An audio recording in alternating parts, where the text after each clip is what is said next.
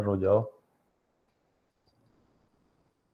Y para empezar, vamos a dar una introducción de la cinemática del movimiento de rotación y vamos a profundizar un poco más lo que es el movimiento de rotación, porque nosotros habíamos visto en el probatorio y en el primer semestre movimiento circular uniforme, es decir, un movimiento el movimiento de una partícula con una trayectoria circular y con rapidez constante. Ahora vamos a llevarlo al movimiento de un cuerpo sólido, que gira en torno a un eje, o sea que sus partículas describen círculos de distintos radios y con una velocidad que no necesariamente va a ser constante. Entonces, esa es una resumida introducción, digamos, de lo que es este capítulo. Acá en nuestro título del capítulo también nos da a entender de que ya no vamos a tratar a los cuerpos como partículas, sino que esta vez serán tratados como cuerpos sólidos. Es decir, que vamos a considerar el cuerpo entero, el cuerpo completo. Bien.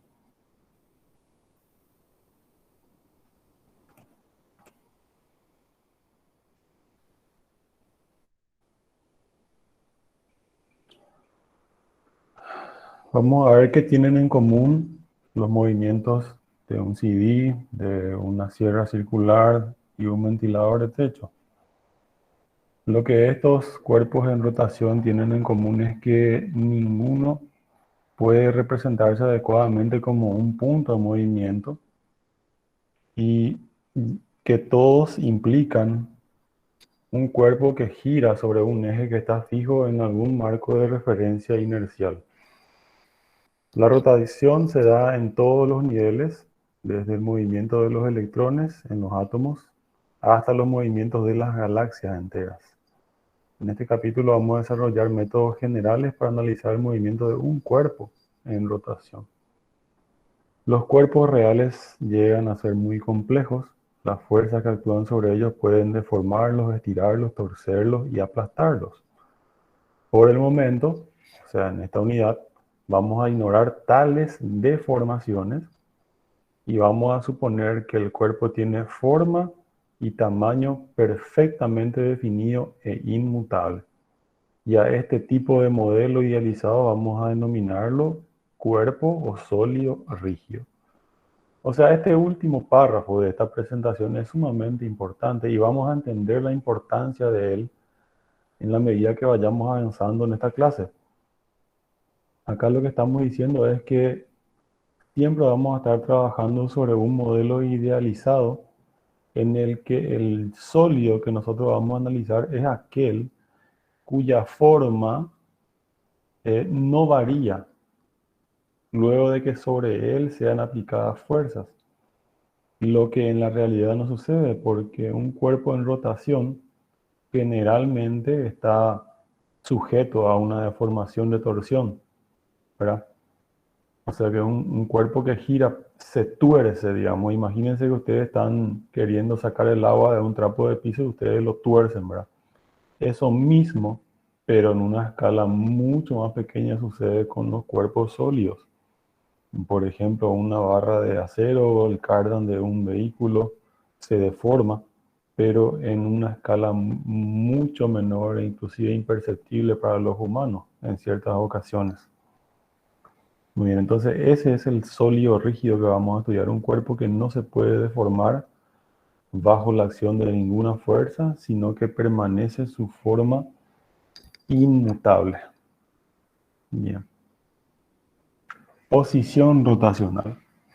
Al analizar el movimiento rotacional, pensemos primero en un cuerpo rígido que gira sobre un eje fijo, es decir, un eje que está en reposo en algún marco de referencia inercial y no cambia de dirección relativa a dicho marco. La figura muestra un cuerpo rígido, que en este caso es la aguja indicadora de un velocímetro, que gira sobre un eje fijo, el cual pasa por el punto O, como pueden ver acá. Mira, esta es la aguja del velocímetro. Y es perpendicular, o sea que el eje que pasa por O es perpendicular al plano XY de la figura. Una forma de describir la rotación de este cuerpo, que vendría a ser la aguja, sería elegir un punto específico P del cuerpo y seguir la pista de sus coordenadas X e Y. Pero este método no es el más conveniente, ya que requiere dos números, las coordenadas, la abscisa y la ordenada, para especificar su posición rotacional. En lugar de esto, vamos a observar que la línea OP está fija en el cuerpo y gira con él. El ángulo θ que esta línea forma con el eje más X describe la posición rotacional o posición angular del cuerpo. Usaremos solo esta cantidad θ como coordenada de rotación. Es decir, para ubicar o para definir la posición de un sólido rígido en rotación, nosotros no vamos a valernos de las coordenadas X e Y porque eso es complejo, es complicado, ya que estamos analizando un cuerpo, no un punto. Entonces, si nos fijamos en el cuerpo, la línea OP como el sólido rígido permanece inmutable y se mueve juntamente con el cuerpo. Entonces, el ángulo que forma esta línea OP vendría a ser el ángulo vendría a ser la coordenada angular o el parámetro que define la posición angular de esta aguja. Bien, entonces de esta forma nosotros vamos a describir la posición de un cuerpo en rotación a través de su coordenada angular, podríamos decir. Bien. La coordenada angular θ de un cuerpo rígido que gira sobre un eje fijo puede ser positiva o negativa. Si hacemos que los ángulos positivos se midan en sentido antihorario desde el eje más X, entonces el ángulo θ en la figura es positivo. En cambio, si elegimos la dirección horaria como la rotación positiva, θ será negativo en la figura. Cuando consideramos el movimiento rectilíneo de una partícula, fue indispensable especificar la dirección del desplazamiento positivo sobre una línea. Al analizar la rotación sobre un eje fijo, es igualmente indispensable especificar la dirección de rotación positiva. Al describir un movimiento rotacional, la forma más natural de medir el ángulo θ no es en grados, sino en radianes. Como se muestra en la figura A de la izquierda, un radián es el ángulo subtendido en el centro de un círculo por un arco cuya longitud es igual al radio del círculo. En la figura ves un ángulo θ es subtendido por un arco de longitud S en un círculo de radio R. El valor de θ en radianes es igual a S entre R. O sea, fíjense acá un radián, como ustedes saben, en trigonometría creo que vieron eso, que un radián es el ángulo que subtiende una longitud de arco igual al radio de la circunferencia en longitud, y es aproximadamente igual a 57 grados sexagesimales este ángulo de un radián, ¿verdad? De tal forma que una revolución completa tenga 2pi radianes de desplazamiento angular.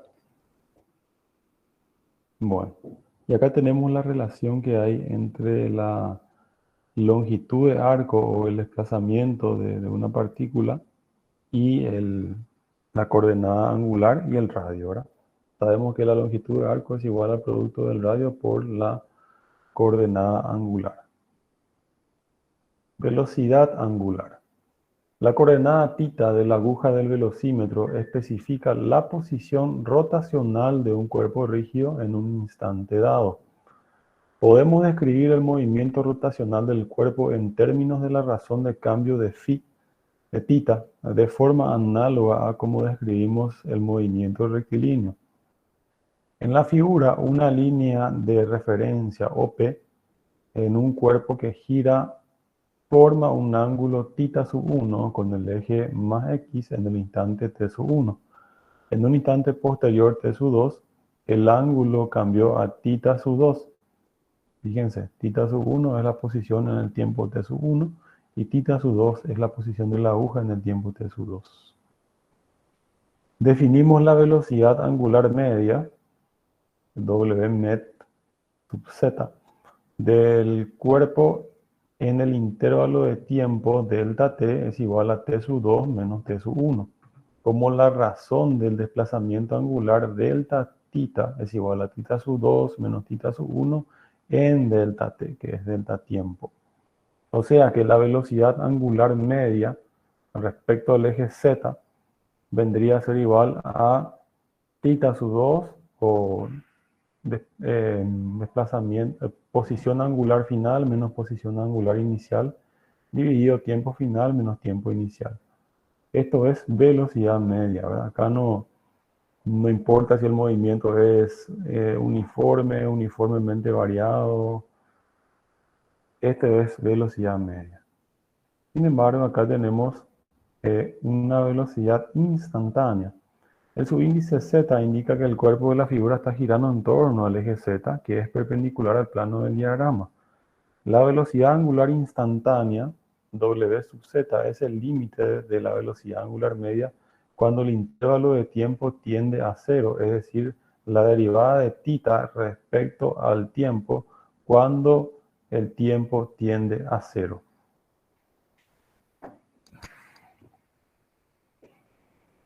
Cuando nos referimos simplemente a velocidad angular, hablamos de la velocidad angular instantánea, no de la velocidad angular media.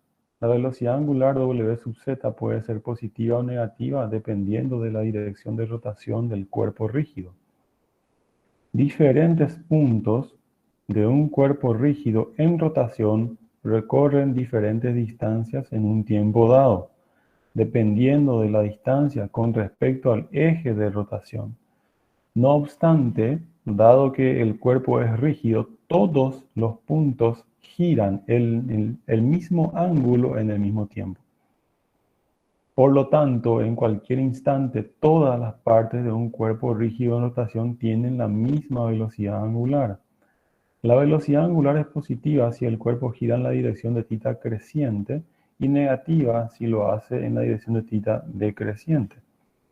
Si el ángulo de θ, o de la posición angular, está en radianes, la unidad de velocidad angular es el radián por segundo. Suelen usarse otras unidades, como por ejemplo las revoluciones por minuto. Bueno, y acá tenemos las conversiones, ¿verdad? Una revolución por segundo es 2pi radianes sobre segundo, ¿verdad? Porque una revolución sabemos que es 2pi radianes de desplazamiento lineal.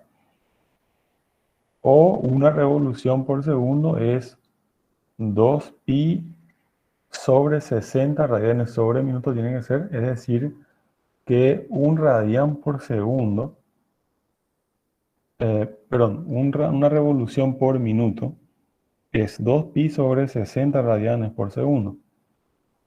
Y un radián por segundo es aproximadamente 10 revoluciones por minuto. Estas son unas relaciones entre unidades de medida de velocidad angular.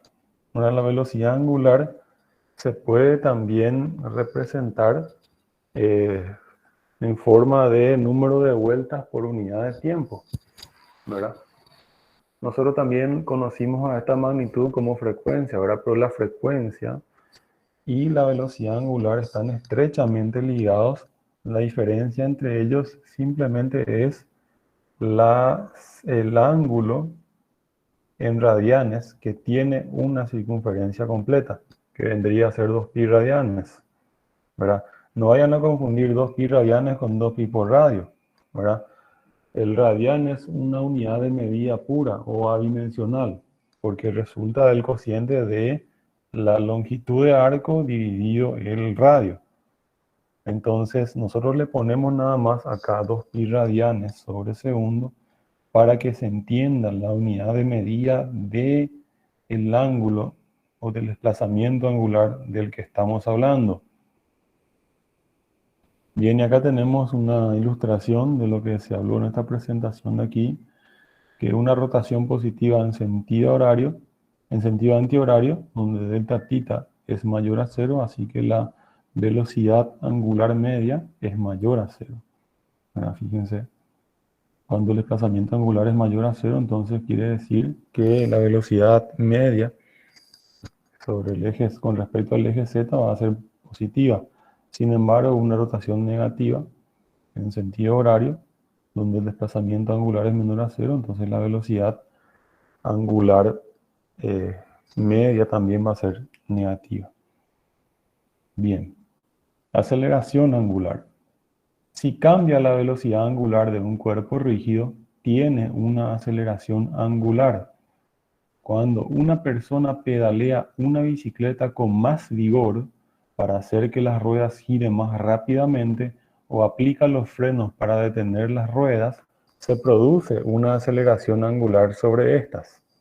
También se produce una aceleración angular cuando alteramos la rapidez de rotación de una pieza giratoria de una máquina, como por ejemplo el cigüeñal de un automóvil.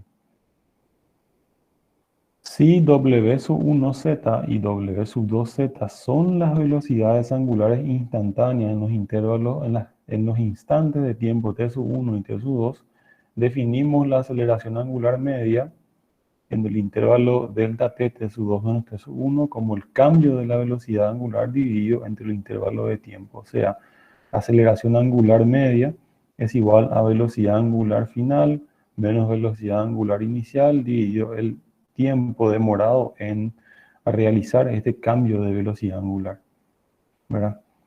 Y análogamente, como hicimos con la velocidad angular instantánea, la aceleración angular instantánea es el límite de la aceleración angular media cuando el tiempo tiende a cero. O sea, cuando el intervalo de tiempo se achica tanto, se hace tan pequeño que tiende a cero. ¿Cuándo nosotros vamos a usar el concepto de aceleración angular instantánea? Cuando la aceleración sea variable.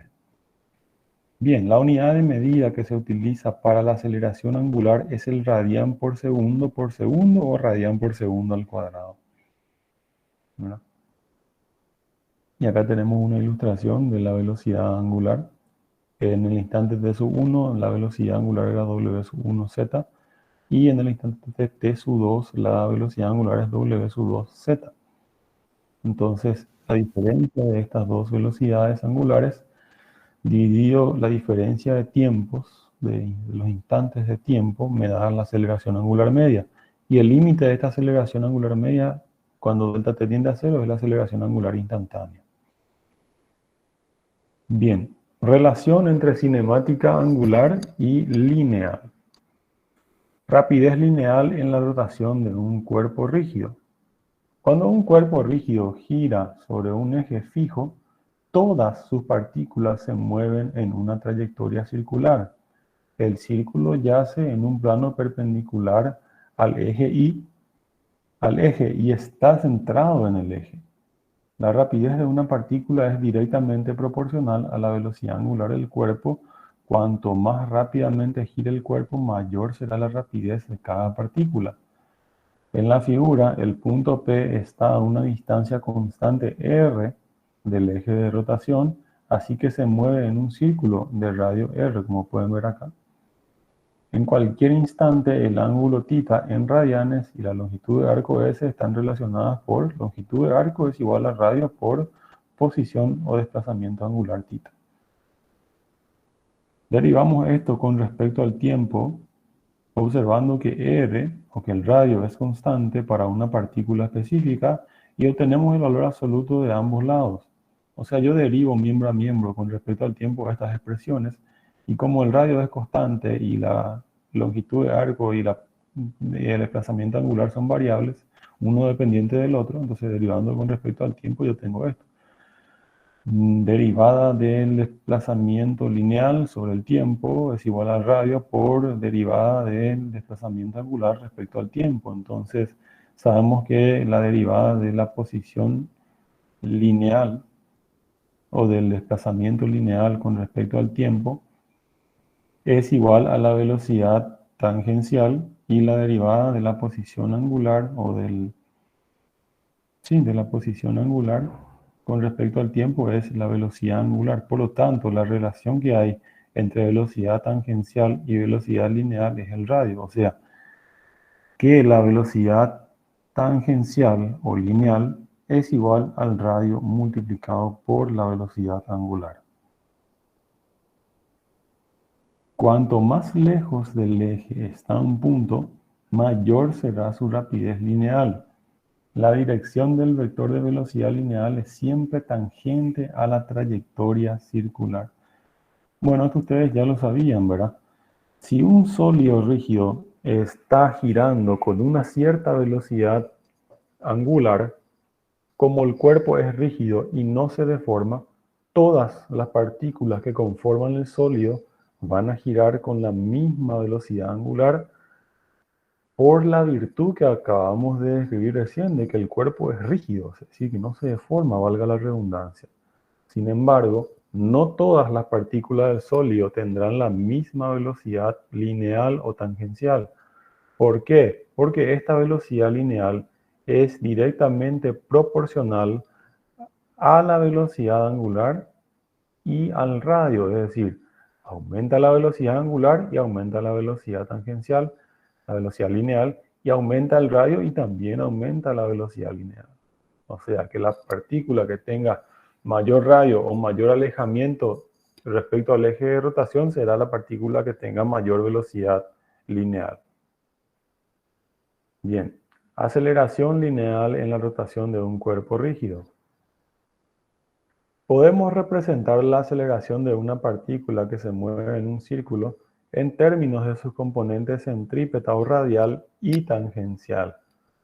La componente tangencial de la aceleración, la que se puede ver aquí, es un vector paralelo al vector de velocidad lineal o tangencial instantánea, el cual actúa cambiando la rapidez lineal de la partícula. O sea, el vector aceleración lineal es un vector paralelo al vector velocidad lineal instantánea y su efecto sobre la partícula es modificar la rapidez lineal de ella. Si nosotros derivamos la velocidad lineal respecto al tiempo, tendremos la derivada de la velocidad lineal con respecto al tiempo, sabemos que es la aceleración tangencial, y sabemos que la velocidad angular, tangencial o lineal, es el producto del radio por la velocidad angular. Entonces, yo puedo sacar fuera de mi derivada el radio como es constante, fuera del numerador de esta derivada, dv sabemos que es dr por w.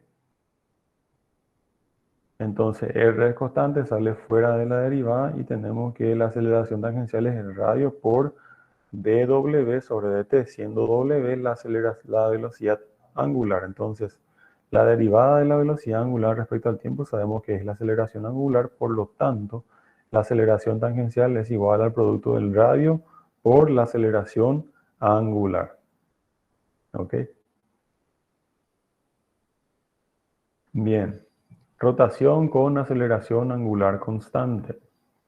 Si en un movimiento rotacional la aceleración angular es constante, podemos deducir ecuaciones para la velocidad y la posición angular siguiendo el mismo procedimiento que usamos para el movimiento rectilíneo uniformemente variado. Sea W sub OZ la velocidad angular de un cuerpo rígido cuando el instante de tiempo es cero, y sea W sub Z su velocidad angular en cualquier instante posterior t. La aceleración angular alfa sub z es constante e igual al valor medio en cualquier intervalo de tiempo. Si consideramos un intervalo de tiempo de t sub 1 a t sub 2, donde t sub 1 vale 0 y t sub 2 vale t, entonces tenemos que la aceleración angular alfa sub z es constante y es igual al cociente entre la variación de velocidad angular dividido la variación de tiempo. De acá yo despejo que mi velocidad angular en cualquier instante de tiempo es igual a mi velocidad angular inicial más la aceleración angular por el tiempo. El subíndice z me indica que el cuerpo está girando en torno a un eje z, que no le confunda esto. A esta ecuación le llamamos ecuación número 1. El producto alfa sub z por tiempo es el cambio total de la velocidad angular entre t igual a 0 y el instante posterior t. La velocidad angular w sub z en el instante t es la suma del valor inicial w sub z o velocidad angular inicial y este cambio total.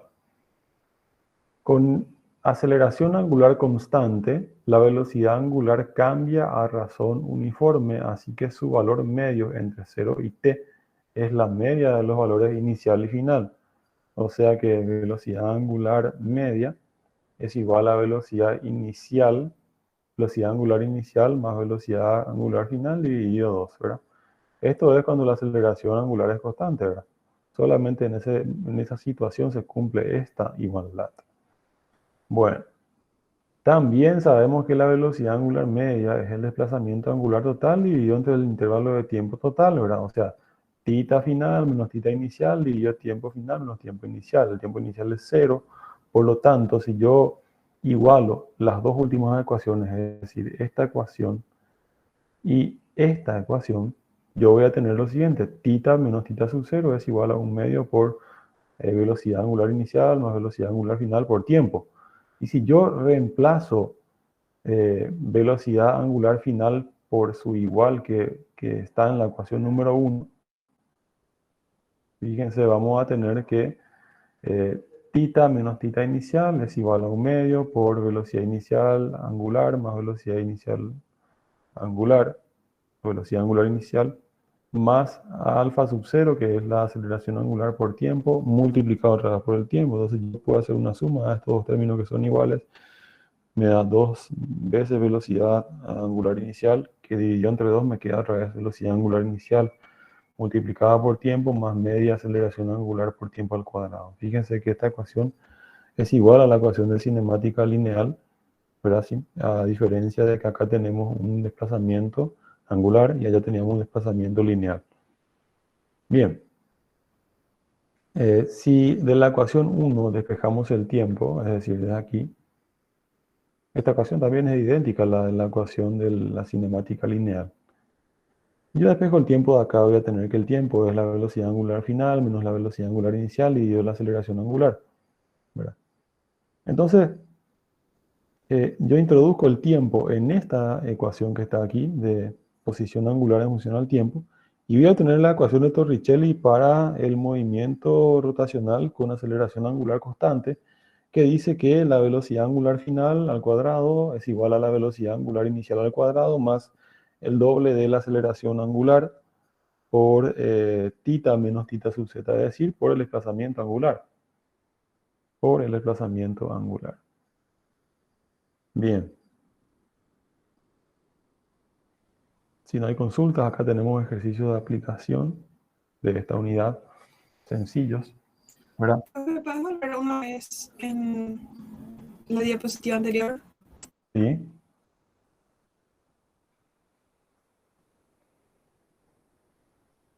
Esta. Sí, profe, quería ver nomás algo. Ya está ya. Gracias. ¿Ya está? Hola. Sí, profe. Ah, ok. Bueno, vamos a ir. El problema dice así: ¿qué relación hay entre las rapideces angulares de las dos ruedas delanteras, perdón, de las dos ruedas dentadas de bicicleta de la figura? y el número de dientes de cada una. Bueno, Siersemanski le llama ruedas dentadas. Nosotros acá en Paraguay le conocemos como piñón, o como piñones, ¿verdad? Nos pide calcular la relación que hay entre las velocidades angulares de los dos piñones, ¿verdad? El trasero y delantero. Y fíjense que esta bicicleta eh, está funcionando, ¿verdad? Porque están conectados estos piñones. Uno de los piñones está impulsado por las piernas del ciclista, que es el piñón más grande generalmente, o puede ser el más chico también, dependiendo de la relación. Y este piñón se está conectado a través de una cadena a otro piñón que está por la rueda trasera de la bicicleta. Entonces, así se da el movimiento. Y lo que sucede es que en este tipo de situación de la bicicleta, si el hombre o la persona que está montando la bicicleta pedalea con velocidad angular constante, va a suceder que la velocidad de la cadena va a ser igual, va a ser constante la velocidad de la cadena, pero la diferencia va a ser que la velocidad angular de este piñón más grande va a ser distinta que la velocidad angular del piñón más pequeño. ¿Por qué? Porque la velocidad tangencial es constante, ¿verdad? Y porque hay una diferencia entre los diámetros o los radios de los piñones. Y esa relación es justamente la que vamos a encontrar relación entre velocidad angular de cada piñón. Entonces, como la velocidad de la cadena es constante, la velocidad tangencial de cada piñón, o sea, del extremo del filo, digamos, de cada piñón va a ser igual, porque la velocidad de la cadena es constante. Entonces, yo sé que velocidad lineal es igual al producto del radio del piñón por la velocidad angular del piñón, ¿verdad? Entonces, V, que es la velocidad lineal de la cadena, y como dije también de los piñones, va a ser igual al producto del radio del piñón frontal por la velocidad angular del piñón frontal. Esto es la velocidad tangencial de el piñón frontal, de este piñón. Y sabemos que es igual a la velocidad del piñón trasero, ¿verdad? Entonces, la velocidad del piñón trasero es radio del piñón trasero por velocidad angular de este piñón trasero. Entonces, yo acá voy a hacer un cociente entre velocidades angulares y le voy a llamar ecuación número 1. Y acá hay otra propiedad de la cual tenemos que valernos para llegar a encontrar una relación entre,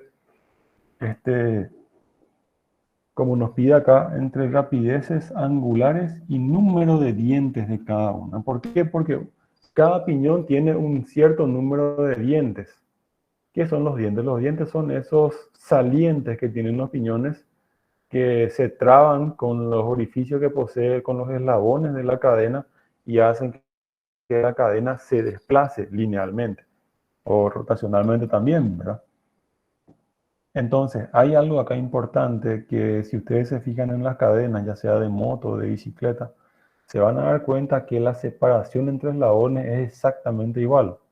Eso quiere decir que la separación entre dientes de cada piñón tiene que ser también exactamente igual.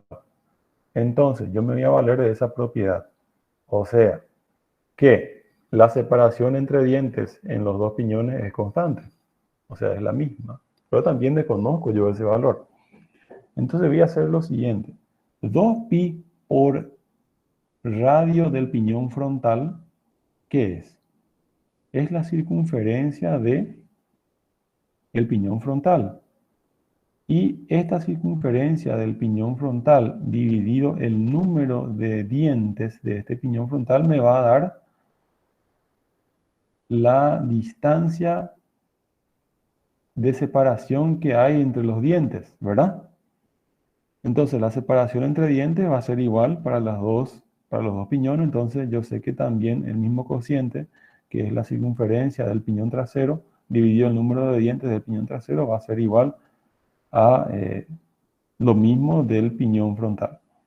Entonces yo de acá simplifico 2pi con 2pi y obtengo que el radio del piñón trasero dividido el radio del piñón frontal es igual al número de dientes del piñón trasero dividido el número de dientes del piñón frontal. Le llamo ecuación número 2 y sustituyo en la ecuación 1. Por lo tanto, la velocidad angular del piñón frontal dividido la velocidad angular del piñón trasero es igual al número de dientes del piñón trasero dividido el número de dientes del piñón frontal. Entonces, esta relación que está acá señalada en amarillo es la relación que nos pide el problema, y ustedes incluso acá, si tienen el número de dientes de cada piñón, ustedes pueden encontrar la relación entre velocidades en forma directa, ¿verdad? O sea, fíjense que si el piñón trasero tiene el doble, si el piñón trasero tiene el doble de dientes que el piñón frontal, o vamos a hacerlo al revés, ¿verdad? Como nosotros vemos acá, es evidente que el piñón frontal tiene mayor número de dientes que el piñón trasero, ¿verdad? Entonces, ¿qué va a suceder? Vamos a suponer que el piñón, ¿sí? Por ejemplo, si la relación es 1/2, sería 2 dientes del frontal para uno del trasero, ¿verdad? No, no es eso, sino que si la relación entre el número de dientes es un medio, o sea, si el número de dientes del piñón frontal es 2 veces el número de dientes del piñón trasero, entonces la velocidad angular del piñón frontal va a ser un medio de la velocidad angular del piñón trasero. O sea que el piñón trasero va a estar girando 2 veces, va a tener 2 veces la velocidad angular del piñón delantero. ¿Entendés? Eso Sí, es lo que profe, va a ahora sí. suceder por la relación que hay, ¿verdad? Ya que la velocidad angular la velocidad tangencial es constante para los dos. Como el piñón trasero tiene menor radio, entonces tiene que tener mayor velocidad angular para igualar la velocidad tangencial. Y eso es lo que sucede en realidad, ¿verdad? ¿Por qué es tan pesado una bicicleta con esta relación? Generalmente cuando una bicicleta es liviana, lo que se hace es agrandar el diámetro del piñón trasero y achicar el diámetro del piñón delantero para que haya una relación favorable, es decir, para que el piñón delantero gire 2 veces más rápido que el piñón trasero, así se aliviana muchísimo la carga para las piernas del ciclista. Bien, bueno, si no hay consulta, vamos a pasar al siguiente. Dice, un ventilador eléctrico se apaga y su velocidad angular disminuye uniformemente entre 500, o sea, de 500 revoluciones por minuto a 200 revoluciones por minuto en 4 segundos. En 4 segundos. Determine su aceleración angular, el número de revoluciones que el ventilador giró en el intervalo de 4 segundos y cuántos segundos más tardará el motor en parar si la aceleración angular se mantiene constante. Bueno, acá vamos a usar la fórmula de velocidad angular es igual a velocidad angular inicial más aceleración angular por tiempo. Y acá me doy cuenta que cometí un error porque la velocidad angular que está en revoluciones por minuto, tengo que pasarla a revoluciones por segundo, ¿verdad? Ya que voy a trabajar con un tiempo en segundos. Voy a hacer un segundo esa corrección y voy a volver a presentarles.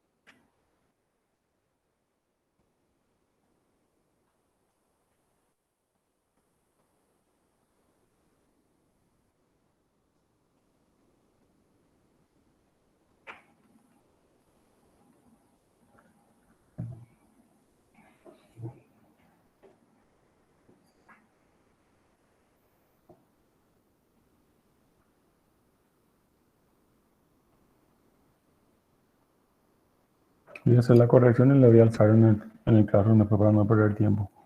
Acá tenemos que hacer 200 revoluciones por minuto dividido 60 para pasar a revoluciones por segundo. Lo mismo con 500 y nos va a salir una aceleración angular de menos 1,25 radianes por segundo al cuadrado. Y el ítem B me dice el número de revoluciones que el ventilador giró en el intervalo de 4 segundos. Entonces yo voy a usar la ecuación de desplazamiento angular en función al tiempo. Yo sé que la posición o el desplazamiento inicial es 0 porque partimos de ahí, ¿verdad? Empezamos a contar a partir de ahí el número de vueltas. Y la velocidad angular inicial tenemos que pasarla también a radianes por segundo, como hicimos en el ítem A. Sería 500 dividido 60. Y tendríamos eso multiplicado por 4, que es el tiempo, más un medio por la aceleración angular, que es una aceleración angular negativa, que es una aceleración angular negativa, que es 1,25, perdón, por 4 al cuadrado, y ahí me va a dar el número de radianes que recorre mi ventilador en ese tiempo, ¿verdad? Y ese desplazamiento angular en radianes, yo tengo que dividirlo entre 2pi, que es el ángulo en radianes que tiene una vuelta, y de esa forma yo voy a sacar el número de vueltas, ¿verdad? Que hay que corregir también esto. Y el ítem C dice, ¿cuántos segundos más tardará el motor en parar si la aceleración angular se mantiene constante? Y para eso vuelvo a usar la fórmula del ítem a diferencia de que acá yo voy a tener mi velocidad angular en revoluciones por segundo.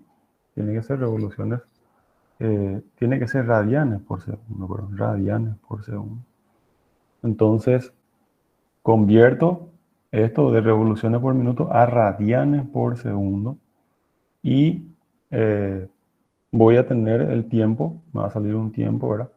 Y a ese tiempo tengo que restarle otra vez 4 segundos para responder a lo que pide el ítem C. ¿Cuántos segundos más tardará el motor en parar y la aceleración angular se mantiene constante? O sea, después de los 4 segundos, ¿cuántos segundos más tiene que girar el ventilador para detenerse por completo? Entonces el ventilador se apaga, o sea, se desconecta el suministro de electricidad y por rozamiento del aire va disminuyendo su rapidez en forma progresiva, ¿verdad? Y es similar a lo que sucede en la realidad. Cuando ustedes desconectan un ventilador va disminuyendo su velocidad hasta que se detiene, ¿eh? Por una fuerza que es la fuerza de fricción. Eso vamos a ver más adelante cuando entremos ya en dinámica de rotación de sólidos rígidos. Bueno, si no hay ninguna consulta de esto que hay que corregir, vamos a pasar al siguiente ejercicio. Dice, en un hotel del siglo XIX, un elevador o un ascensor antiguo está conectado a un contrapeso mediante un cable que pasa por un disco giratorio con 2,5 metros de diámetro. El elevador sube y baja al girar el disco y el cable no se desliza en el borde del disco, más bien gira con él. Determinar con cuántas revoluciones por minuto debe girar el disco para subir a 25 centímetros por segundo el elevador. Muy bien. Acá tenemos que calcular la frecuencia, ¿verdad?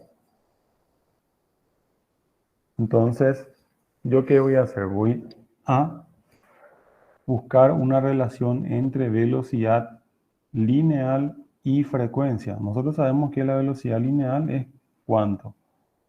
La velocidad lineal es... perdón.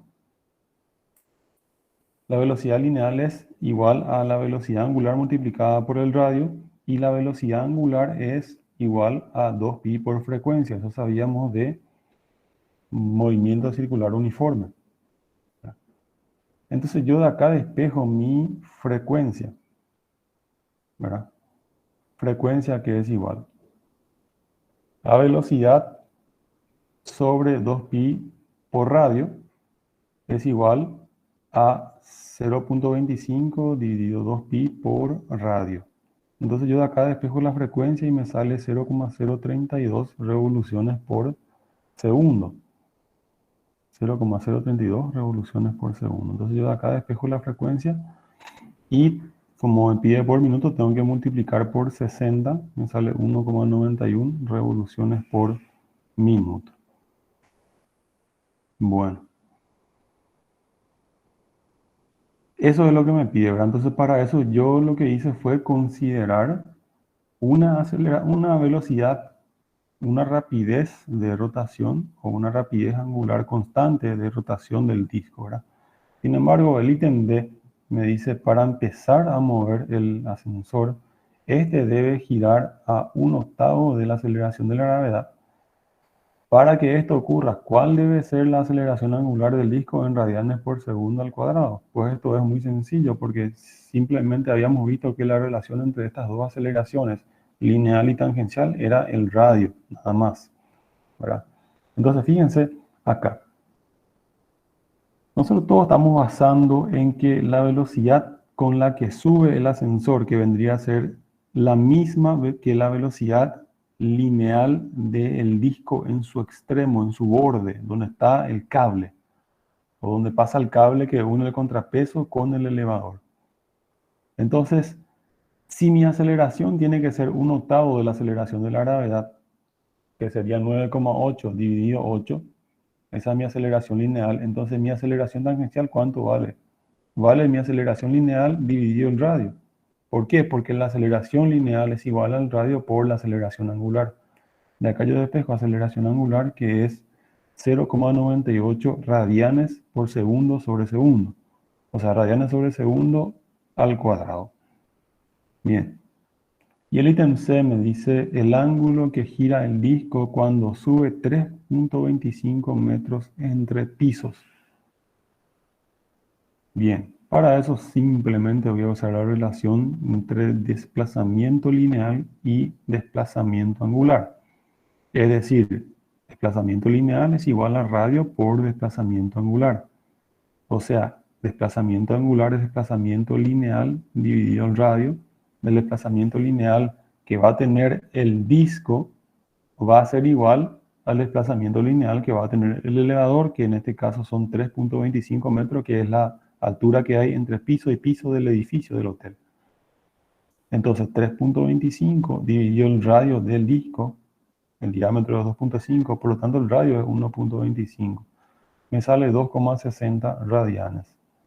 Que si lo paso a grados sexagesimales, tengo que dividir esto entre 2pi y multiplicarlo por 360, entonces el desplazamiento angular me sale 148,96 grados sexagesimales. Eso es lo que tiene que desplazarse angularmente el disco para que el elevador pueda subir de un piso al siguiente. O sea, desplazarse verticalmente 3.25 metros. ¿Se entendió?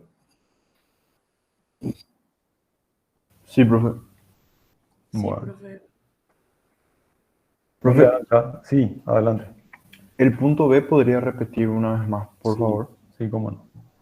La relación que hay entre la aceleración angular y la aceleración lineal es el radio. O sea, el cociente entre la aceleración lineal y la aceleración tangencial es el radio. O, visto de otra forma, la aceleración lineal es el producto del radio por la aceleración angular. ¿Pero qué radio? Como habíamos explicado aquí, a ver, voy a volver acá. Acá. Bueno, fíjate, acá tenés una partícula que es del sólido que está girando. Este sólido, que es un sólido en forma genérica, a ver, tiene una forma cualquiera, tiene un color medio gris o marrón claro. Entonces esto tiene una aceleración, o sea, tiene una variación de velocidad angular y tangencial también. Y la aceleración que tiene la partícula la partícula P del sólido rígido, la descomponemos en una componente radial hacia el centro y una componente tangencial. ¿verdad? Entonces, esta componente tangencial que está acá es la componente que hace que aumente la velocidad tangencial o la velocidad lineal de la partícula que forma el sólido. Entonces acá estamos aplicando que la aceleración tangencial, ¿qué es? La aceleración tangencial es la derivada de la velocidad lineal dividido, o derivada de la velocidad lineal respecto al tiempo. Vos sabés también que la velocidad lineal es igual a ¿qué? A el producto del radio por la velocidad angular. O sea, vamos a sustituir V por, o V vamos a sustituir por R por W, o radio por velocidad angular. Entonces, en vez de tener dV sobre dt, vos vas a tener dr por W sobre dt. Pero como el radio es constante, sale fuera de la derivada. Creo que derivada ya dieron. Entonces, la aceleración tangencial es igual al radio por dw sobre dt. Y esto que está acá es la derivada de la velocidad angular respecto al tiempo, que por definición es la aceleración angular. Por lo tanto, la aceleración tangencial es igual a la aceleración angular multiplicada por el radio. ¿Y qué es el radio? El radio es la distancia que hay entre la partícula que se desplaza con esa aceleración angular y el eje de rotación. Entonces, eso es lo que sucede en este ejercicio último que tenemos acá.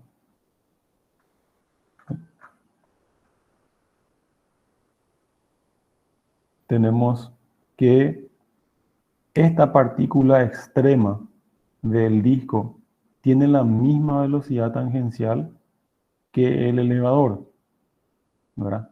Entonces, la derivada de esa velocidad respecto al tiempo es mi aceleración tangencial.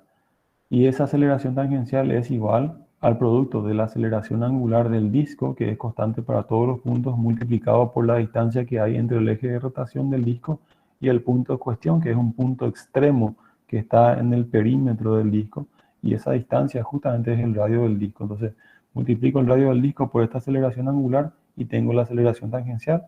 Y de acá, nada más calculo mi aceleración angular. No se confundan acá, es un poco parecido nomás. A con alfa son distintos. Acá tiene que ser alfa. Alfa es igual a 0,98 radianes por segundo al cuadrado. Voy a tratar de agrandar eso para que se vea mejor. Ya, profe, me quedó claro. Muchas gracias. De nada. ¿Alguna consulta más?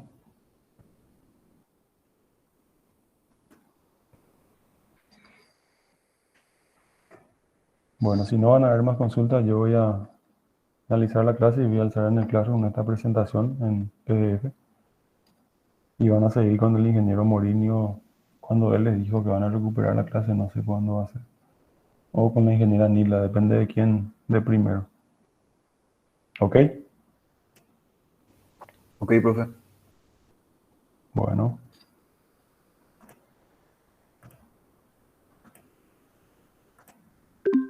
Esta gente, yo voy a cerrar la